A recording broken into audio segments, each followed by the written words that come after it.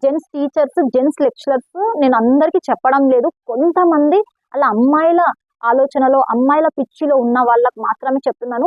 ఇంకొకటి, ఈ gents teachers, gents lecturers ఎవరైతే అలా ఆలోచనలో ఉంటారో వాళ్ళకి కూడా ఆడపిల్లలు ఉంటారు, అంతా ఉంటది. బట్ అయినప్పటికీ కూడా మనకి స్కూల్స్ లో వచ్చి, కాలేజెస్ లో వచ్చి అమ్మాయిల పట్ల ఇలా తప్పుగా ఆలోచన చేసుకుంటూ తప్పుగా చేయడం జరుగుతుంది. సో దయచేసి అలా చేయకూడదని నేను ఇలా రిక్వెస్ట్ చేస్తున్నానండి. దయచేసి మీకు కూడా ఆడపిల్లలు ఉంటారు, మీకు ఫ్యామిలీ ఉంటది, అన్నీ ఉంటాయి.